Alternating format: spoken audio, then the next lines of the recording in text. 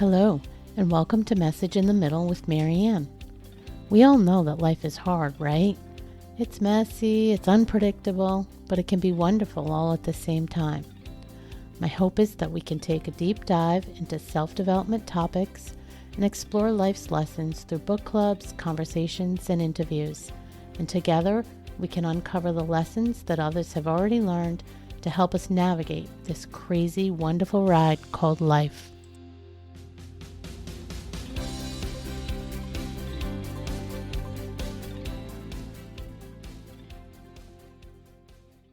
Hello and welcome to Message in the Middle. I'm your host, Marianne, and with me today is Corby Furrow. Before I share with you all about Corby and let her share her expertise with us, I just want to let you know that at the end of the episode, after we stopped recording, Corby spent about 15 minutes with me taking me through a tapping exercise, and we decided to focus it on sleep because I think many of you know that typically, I don't get a lot of sleep, and I can tell you that that one exercise was such an eye-opener, We walked through and talked about the fact that we tapped, and we talked about the fact that I created a persona for myself, a belief that I was not a sleeper. I used to say things like, I'll sleep when I'm dead. I need to get so much done. I need all the time. And we tapped through that belief, where it came from, and sort of redirected it into a conversation about how it can change that, how I've changed a lot of things and reprioritized, and I have time to sleep and I deserve to sleep. And I literally went from being a not sure if I believe person to a full believer. So I just wanted to share that with you guys, and I will share the rest of the episode with you, but definitely something that I would say worthwhile to check out. I hope you enjoy the show. Corby is a transformational catalyst and the founder of Radiant Core Solutions. She supports and empowers women by helping them heal triggers, eliminate anxieties, and become clear on who they truly are. Corby believes when women break free from the internal barriers that hold them back, anything is possible. She's a certified executive coach, a human resources professional, an accredited and certified EFT master trainer, an advanced EFT practitioner, a family and systematic constellations facilitator, and a speaker. But her favorite title is grandma. And for those of you that know me, you know I can relate to this. And the reason why is because you get all the love and joy with none of the parental responsibility. Boy, can I relate to that one. Yes. So hello. Welcome to the show. Hello. Oh, I'm so excited to be here. Me too. Love having this conversation. Me too. So let's start off by having you tell us how this topic, right? We want to explore the topic of EFT tapping and how it became such a prominent thing in your life. Mm-hmm. So take us through that journey with your own life and where it became so prominent. Yes. Well, in my former life, I was a director of HR, and I had no idea that emotional freedom techniques existed, or, I knew some stress management tools, but nothing really. And so after 25 years, I ended up losing my job. And so that sent me into a worthless spiral, we'll say, where I felt, I'm never going to have another job. They found out I was no good. It only took them 25 years to find it out. All that self-doubt, the imposter syndrome, the whole thing, it was like the building crumbled and the dust just flew everywhere. Man, I need to stop you, even though that's not the main focus of our talk. But I know there's some people going through this right now. Yes. And I had a similar experience, even though I was part of the decision to separate after 25 or 26 years. Mm-hmm. All of those same feelings came into play. Yes. That feeling is so normal, guys. So if you're listening to this and you're going through any kind of transition, especially in corporate today, it's so common, and all and every of the feelings that you have, completely normal, completely justified, and you're still very valuable. I just need to say that. I feel like somebody needs to hear our message, but sorry for interrupting you. No, that's so important because at that moment, you don't feel valuable and you don't think you can ever, like, I thought I'd never have another job. They'll just see that I'm useless, and it's like, of course I'm not useless. I had lots of talent. Otherwise, I wouldn't have got where I got. Yes. But I didn't believe in myself. I was the people pleaser, so the higher I went up the ladder, the more exposed I was, the more scared I got, right? So I think, if I was to take over the job today where I'm at, it would be totally different, the energy that I would spend on it, everything else. So I was in this spiral and it's like, what am I going to do? Right? Where am I going to go? I'd go into interviews, I'd nail it out of the park, second review come down, and then I would tank it because it's like, I got scared. It's like, it's like, oh, I'm proving I'm worthless, right? Not consciously, but it was like, that was what was happening. Self-sabotage comes in, right? Yeah. Absolutely. Yeah. And so I went on this journey, and I've always been a coach in one form or another in my life, whether it's sports, whether it's coaching through HR, even though it was more telling, I'm sure, at that point. And so I ended up at this one lady's event, coaching event. She said, like, come out to my event. So I flew over. I'm in Edmonton and she was in Toronto. So it was quite a ways away. And I went to her event, and, she was a high ticket seller. And it was like, that wasn't fitting with me. But off in the corner, there was these two ladies selling this EFT. Well, I didn't even know it was EFT at the time. It was like, we're doing this pilot project on healing yourself. And it's a 6-month program. And in that moment, I knew that was that's what I was here for. It was like, I was brought out here to do whatever they were doing. So I fly back to Toronto, and, I tell my husband I'm signed up for the 6-month program in Toronto. And I'm sure he was thinking, oh my gosh, she's really lost it, So I flew out there and started this program, and they started doing this tapping, tapping on their body. And I'm just like, oh my gosh, what have I gotten myself into? Yes. It's like, I'd never heard of it before. I'm like, this is crazy stuff. But I thought, well, I'm, my plane tickets, everything's booked. I'm like, I might as well just stay and see what's going to happen. Right. So I did, and it was life-changing. We started the tapping, and, you can do work and you think, oh, I've healed that, and then trigger happens and it's still there. Well, after doing the tapping, it was like trigger happens and it wasn't still there. It was like, okay, there's something to this. Like, I felt different. It was like, the more I did it, the more I did my work, it was like I was losing hundreds of pounds of crap, and it was like, and it was staying gone. So it was like, okay, there is something really into this. So yeah, 6 months of this just inner work and doing the tapping and realizing, yeah, my lack of self-worth and who I thought I was and what I was capable of, there's a lot of childhood things that come into play and everything that shape us.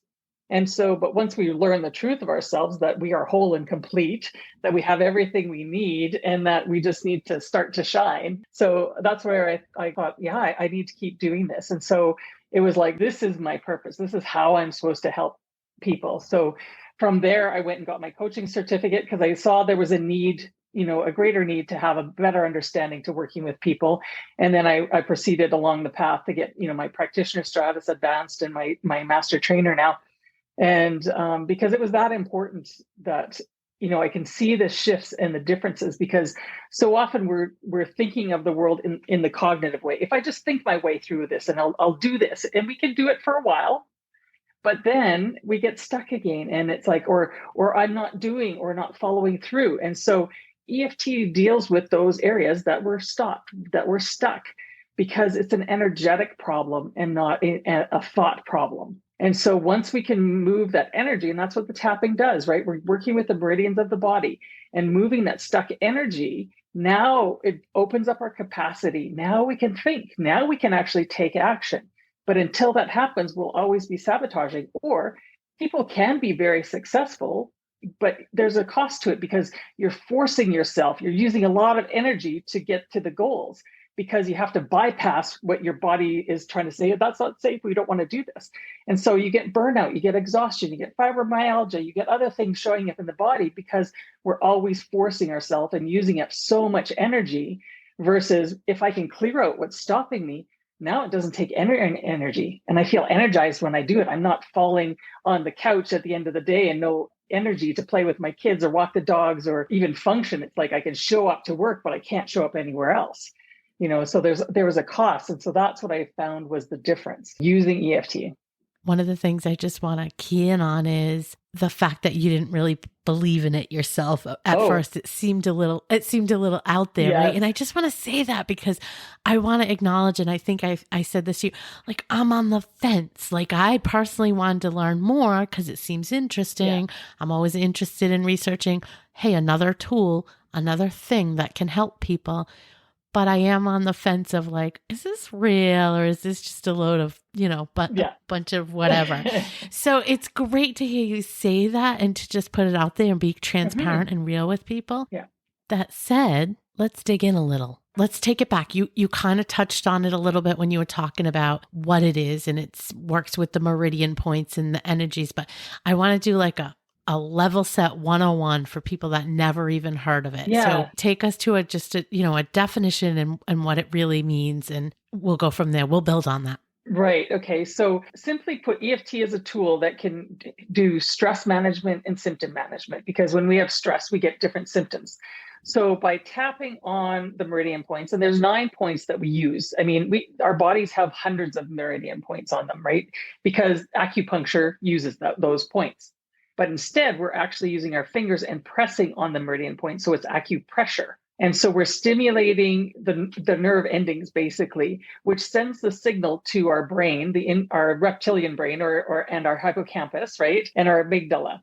And so it sends signals that, oh, it's okay, I'm safe here, I'm calm. So it takes over that anxiety, over that stress response that we have, and it starts to calm it. Because when our body gets activated, we get all those chemical releases like the, cortisol, DHL, adrenaline start going. So by tapping, it starts to subside those. We get the good DHL hormones, we get the serotonin start to release. We get, it's just the chemical reactions that are going on in our body. So as we start tapping, now it starts sending that calming signal. So then it releases the pressure that our bodies are feeling. So now we are, instead of being in fight, flight, or freeze, now we can start to breathe. It's like, oh, now we can bring our brains back online. Because when we get into fright, flight, and freeze, our brains go offline because we don't need to really think. We just need to get out, hide, figure a way out. But the problem is most of the time, what we're fighting and flighting from is our jobs, is our families, is our society. And so we have to stay in it chronically over and over and over. So we never get a break. So it's a constant cycle of fighting that. Exactly. Yeah. So those 9 meridian points, I think, tell me if I'm wrong, we're using ones all in the upper. So they're in the face, the head, the arms. Yes. Tell us where the 9, you don't know exactly, but where are the 9 points? Yeah. Okay. The top of the head, and that's where all our meridians go. And then where our eyebrows start on our face, so we tap there on the side of our eye, under the nose, in the divot of our chin, about an inch below our collarbones, and then mid-chest, mid-body line. So about, for women, is about where the bra sits. And then on the back to the top of the head. We do it in a sequence. People often are like, well, what if I don't remember the sequence? Well, it's just, that's why we do it in that sequence, just so it's easier to remember. It really doesn't matter what order you tap or if you forget something. Tapping's very forgiving, and just tapping on one point can be enough. A lot of people like, oh, I'm feeling stressed driving in traffic. So they might be tapping, on their collarbone point.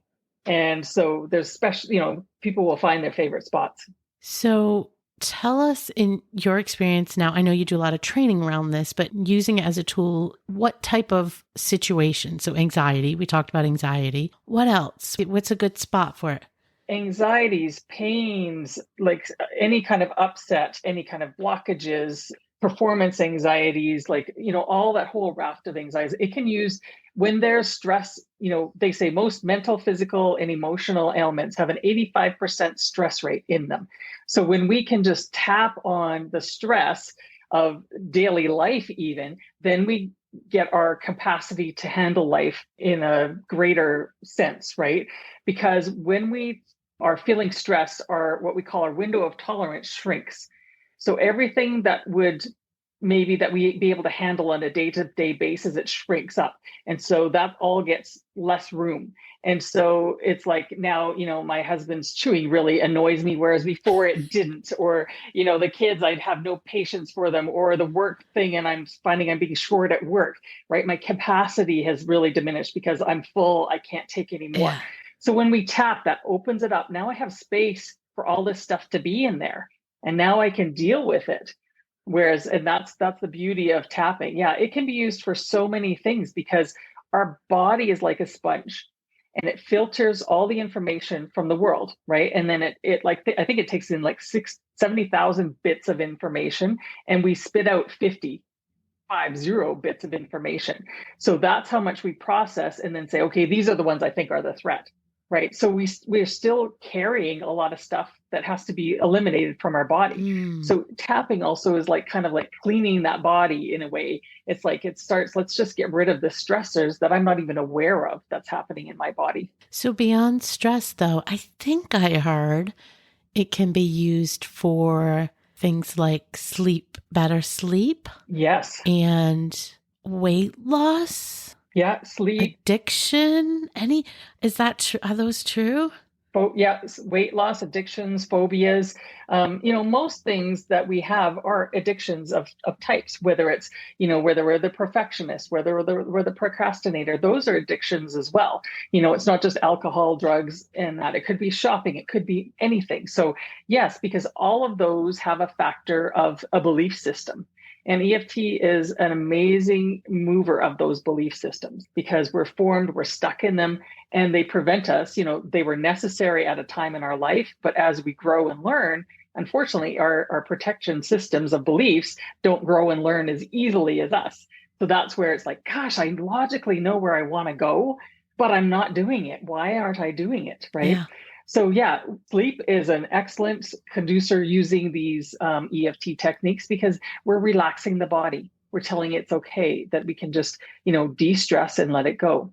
Weight loss, it's not about the food. It's about what are we protecting ourselves from? What are we, holding on to that needs to be let go, because what happens if I lose the weight? Well, geez, maybe people won't like me, or maybe I won't fit in, or, I'm going to be too exposed. Like all of those things are tappable issues.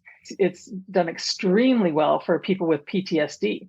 And in the States they've accepted it as a tool for the veterans. And it's got like an 85 or 87% success rate with zero relapse. That's fantastic. So it's huge. Yes. So talk to me about, okay, so we got the meridian points. We're just going to say face, head, upper body, because I know people aren't going to see this. But for the most part, it's going to be in audio. So I'm just trying to make sure people get the picture of it. And then we're literally taking our hand and we're just doing small taps on those points that you talked about in a repetitive pattern. Exactly. So just in case, people can go out on YouTube, you can look whatever, if you've never seen it, and take a peek at what it looks like. Yeah. Talk to me about talking. I've seen some when I was doing research, and people are talking, saying something as they do it. And then I've seen others where they weren't talking and saying something as they do it. Yeah. Do you need to say something as you do it? And does it matter what you're saying when you do it? It's a kind of yes and question. Okay. It's like you can tap without words because your body knows where the stressors are, and that can, it'll do its magic. When we're saying words, sometimes it's more targeting where we think the blockages are. So it can be helpful. And what we use is like we're saying kind of the truth, because most often people are like, well, how are you? Oh, I'm fine. But what is the truth? The truth is, no, I'm feeling really stressed out right now, but I can't say it because then I'm going to sound weak, or I won't be able to sound capable. So we want to say what is true for us without judgment. And we use setup statements like, even though I'm feeling really stressed right now because this project, is huge, or whatever it is, and then we say, and I acknowledge that this is how I'm feeling. So we're using, kind of a back and forth, because we're saying the truth, touching on the pain, and then kind of just accepting it, and saying, this is where I'm at. And then we'll just tap around on the points, just saying, this pain, this stress, this pain, whatever it is. And that can help loosen things up. And then you'll start getting, oh, that just reminded me of XYZ, right? And you'll be like, Oh, right. This is where it's connecting, right? Because whatever's happening to us, and if we have like, if you ever been in an office where somebody's just all of a sudden blown up and it's like, what did anybody Yes. say? Yeah. And you're like, what is wrong with them? It wasn't about what happened there. It was about what happened previous in their life that ignited Yeah. this source, right? Because all of that backlog has still never been dealt with. It's stuffed in the body. And so then when we have a reaction to something that's overreacted, it's like, okay, there's a whole bunch of stuff going in there. You can see like what is going Yeah. on for that person. It's not about what just happened here in front of us type thing. Yeah. Guys, I want you to know I'm adding this in after the fact during the editing process because as I listened back, it really clicked for me that this is exactly what happened when I did the session after the recording with Corby. I think I mentioned we were talking about sleep and my sleep pattern and lack of sleep. And the whole exercise, as we're going through it and we're making those statements of affirmation that that's the way I feel and that's what happens, we're also talking about how silly it feels and where that maybe came from. And suddenly it all clicks together, just like she just said in the interview. One thing leads to the next thing. And as we're tapping, I really had a light bulb moment where it came down to me recognizing that I've created this belief for myself that I'm not a sleeper. And I used to say all the time, I'll sleep when I'm dead. There's plenty of time then. I need to be productive. I need to do all the things. And I wore that busy badge and that persona for many, many, many years. And so having that realization that I created that image of myself and set myself up with that belief was just such a huge light bulb that I now needed to work on that belief pattern and create a new one to replace it. I just thought it was really neat as I was listening back and editing how she talked about one thing leads to another and you start having these moments of connection and connecting how that belief system and how that energy remains in your body. And that is exactly what happened for me. Okay, I'm going to drop us back into the interview now so we can finish up with Corby. Okay, so if somebody starts using this as a technique to manage stress or Yes. to manage addiction or Yeah. one of the other symptoms that we can use EFT for, two things. How long do you have to tap? Like, is that I'm going to tap on myself for an hour and a half every day? Or is it, what does that look like? And then how long does it take to feel or see result? Yeah. And each person is individual. Sometimes you can have, and this is the trick to EFT is like sometimes you have those like ballpark moments and it's like, wow, I feel so good and I never have this reoccur. And so everybody's wanting those big moments, right? And it's like they're few and far between. They do happen, but it's like, if we're just looking for those big moments, we're going to miss, the journey of it all, I guess. But what I like to do is for people tapping is like add it to something you're already doing. So it doesn't feel like, oh my gosh, I have another to do thing when I'm already maxed out. So it's like even do 30 seconds. You can get a round or two in that length of time. That's all it takes is just to start adding that into your routine. If you can do that a couple times a day, you're going to start feeling a difference and it'll be subtle. And it's like, oh, I have more energy all of a sudden, or I'm not feeling as tired, or, oh, I handled this a lot better. It'll kind of be like, oh, where did that come from? It's often a slow, shift of what's happening because if we go too fast, and that's kind of the danger of, all the EFTs out there, because yeah, you can read about it, you can watch any videos, you can do a whole bunch of stuff. But there is a caveat I always caution people is like with anything, you can go take yourself too far too fast because EFT can go very deep. And if you get down into some of those, what we call the deep dark secrets of our soul, what we feel is, right, then our bodies are going to protect that. Like we don't want that out there. We don't want to deal with that. So we'll shut down or we'll say EFT is not working or, it's like, I'm not going to do this again. And that's what we call is where we get reversals, where it's like, this is too scary for me. So I'm just going to bow out for now. So how do you avoid that? What typically triggers that to going too deep?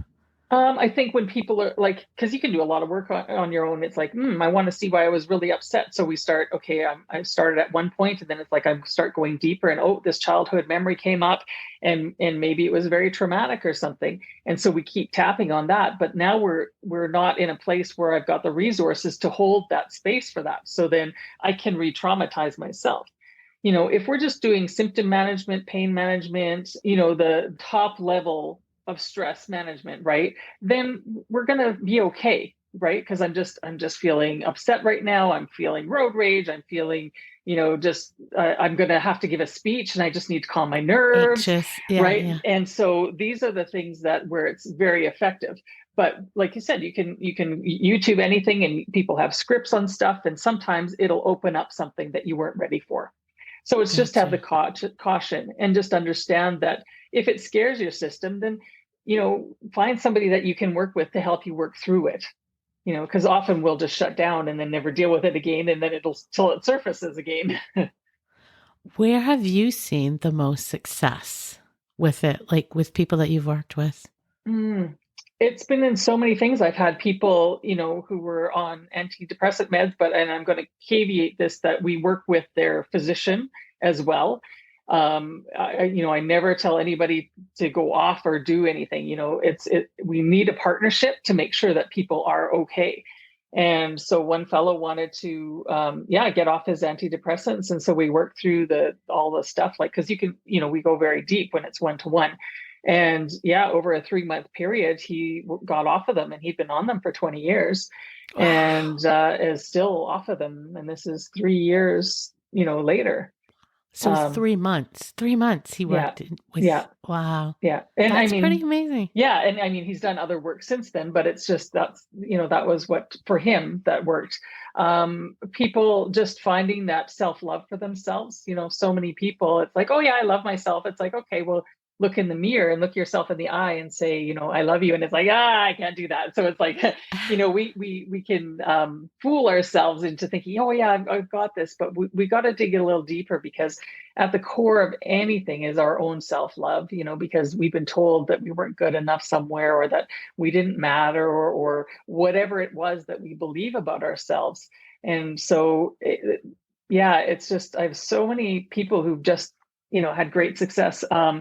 One lady I worked with, she has a 3-month-old, and they wanted to go traveling, but she had one bad experience traveling with him where everybody was getting upset, and she was so afraid to travel, and they were going like for 6 months here and traveling to all around the world. And so we worked on what her fear was around that, and she got to a point like, it's like, oh yeah, it's like I have the tools and we can help them. And if other people are upset, it's okay. Like she got past all of that. And yeah, she wrote back after their first flights. It's like, we made 2 flights and I was great and everything was so good. It's like, this is amazing. So it's like you can do those little things that just make a huge difference, because when we are full of anxiety, then the kids get full of anxiety, and Yeah, then everything gets worse. they It just feel kind it. of snowballs. Yeah.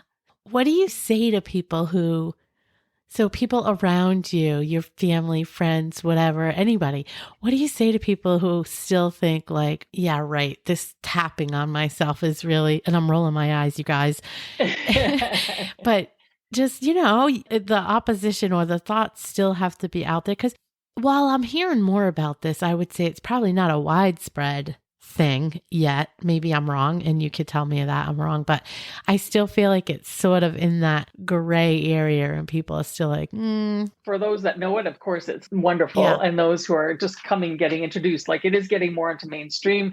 It's getting more into the news, which is great. Like a lot of stars are using it, which sometimes can make it not as useful as what it needs to be. But when I first started, it was like, the commercial for the Frank Red's hot sauce. It's like you put that stuff on everything. And I was like, you've got to do EFT. You have to do this. And people would be running from me because I was like so enthusiastic. They're like, no, we don't want to see this. So I have toned it down since then. But what I love about EFT is not only the fact that it works, we have scientific evidence. There's over 300 peer reviews, psychological peer reviews, science journals. There's evidence, and they're doing more testing and more testing on it on different areas. Like one of the prominent people who does the testing is Dr. Peta Stapleton in Australia. And right now she's running a test on EFT and eyesight. And so tapping on people who've got glasses and see, can we change that? Get Because out of a lot here. of, See, my brain like, immediately goes, no way. yeah, exactly. So they're running this test right now. She's done a lot on eating disorders and weight loss and everything else like that. It's all about behavior changing. And that's what it is. And our strategies that are keeping us stuck. And that's what EFT, that's why it can work on phobias, anxieties, thought patterns, mindset, sleep, all of those things, because they all have an underlying belief system and a pattern that we are stuck in. I just love how expansive the use cases are for tapping. So thanks for sharing all of those. Yeah. And I'd love to take it down even another level and offer up some more tactical information on a few of those use cases. Yeah. I want to give you 3 scenarios, the 3 scenarios that I think impact most of the people that listen to the show. Yeah. Sleep, weight loss, and I'll just say general anxiety. Tell me or show me whatever you're more comfortable with. Yeah. I would love to know what you would say, the words you would use in each of those scenarios. And maybe you could just talk through what you would tap, how you would do that. Yeah. So regardless of what it is, so we would start on the side of our hand, and it's like the old karate chop point, which isn't politically correct anymore. So it's the side of the hand. And we would just lightly tap, and it doesn't matter. You can tap on one side or the other side. We just use our fingertips to do the tapping. And then I would say, even though and it's probably like when people aren't sleeping, they start getting anxious about it, right? It's like, oh my gosh, I'm not having the sleep. I'm not getting enough rest. So even though I'm feeling whatever you're feeling, I'm feeling this anxiety over not being able to sleep. I acknowledge that that's what's happening.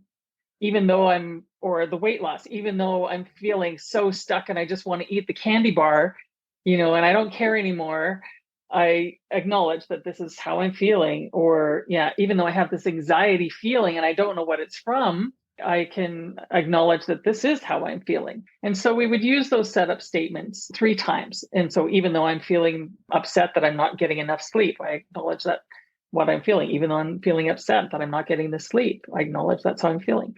And then once we do that, now we start tapping on the points. It's like, I'm stressed over not getting the sleep. So I usually start at the eyebrow point. Some people start at the top of the head, like say it doesn't matter. And so we're just going to repeat, I'm anxious over not sleeping, and then go to the next point. I'm anxious over not sleeping. I'm anxious over not sleeping. You're literally using your 2 fingers. Does it matter which fingers, or you just any fingers? No, it doesn't matter. It's like you'll find your own rhythm. And she's gently touching you guys, like just gently tell, like just if you were tapping on a table with your fingers gently. Exactly. It's that same kind of tapping. Yeah. And I tend to be a fast tapper, and some people are slow tappers. So you need to figure out, what's going on here. And so you would just do that, a round of all the tapping points, our eyes, side of eye, under nose, under chin, the collarbone, and underneath the armpit, and on top of the head. And we would do that round. Then we would do it so that's 1 complete round. And then we would do it again, usually for about three rounds. And then each time you just take a breath and check in. What am I noticing? What am I feeling? Has it gone down?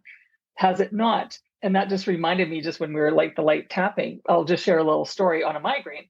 So I was on a flight, and this lady beside me, she had her tray down and she had her elbows on the tray and her head in her hands. This is before we were taking off. And I was just looking at her and I said, "Are you okay?" And she says, "Oh, I got this migraine." And I just dread us going on this flight. And so I'm like, "Well, I have this thing. If you want to try it, it might work for you." And she's like, "I'll try anything," which is great. And so the tapping looks very weird. And so we can do it a little more subtly. So what we do is what's called a press and hold. So I just had her take her hand to her eyebrow point and just hold it there, right? So she's not tapping around, she's still holding her head, and then just go to the next point and hold and press, right? Because her head's pounding. And so I had her go through all the points, just pressing and holding and moving very gently. And after about the second round, she was like, "What's happening?" She was like, "Okay." And then, by the time we kind of finished off another round, and then she's like, "Wow." She says, "I've never had this go away without like major medication." So she sat there and she was like, "Yeah, good for the whole flight." She took my information and then she emailed me the next day and she said, I just feel like, if you've ever had a migraine, kind of that migraine hangover after. She said, I just feel that, but she said, I feel good. Like, this is so weird. And it was like, that's can be as easy as it can happen, right? But she was just able to just move that energy. We didn't say anything. And it was just pressing and holding on the points. That's wild, but I can relate on two levels because I suffer from migraines, but Mm. also I had a similar experience and I never even realized it had anything to do with tapping or was related to, but now that I think about it, at one point I used to go for acupuncture for a sciatica issue. And if it just happened to be that I was going and I had a migraine, for me, for that, he used the hand. I don't know why, but that's how he was able to subside it. So Yeah. it's wild. Yeah. Yeah. Our bodies are meant to heal. Our bodies are always looking for us to heal. We are the ones that get in the way. Yeah. And our stuck energies, when we can't be who we want to be and we're feeling that anxiety, feeling that stress, feeling that there's something more and we can't quite figure it out, that creates stresses in our body, so that that creates illnesses and things that come out. And so it's important that we do find what we need. And the nice thing is, like, say, when you can use your hand, we're built for stealth mode, because most of us will chew our fingernails or the side of our fingers or play. That's our body trying to get us to calm down, because we have meridians on the sides of our fingers that we actually tap on as well, or squeeze. So you can squeeze actually the sides of your fingers and do the same thing as the whole tapping. So it's very stealth, right? I can be sitting down. Nobody knows I'm tapping. I have executives that will hold their hands underneath the table, because they're a little nervous about whatever they have to present, and they'll just squeeze it until they got to go. I have one construction guy, because guys are like maybe not as open sometimes, but he says, I had to go into my truck and I squeezed the crap out of my fingers until I got calm again. And then I was able to go deal with these guys, So yeah, so our bodies are always trying to tell us and point us in the way that we can help it heal. Once somebody figures out that they can use this to deal with whatever they have to deal with, do they employ this as a daily practice, or do you do this every day? Yes, I do. Or is this just, you do? Yeah.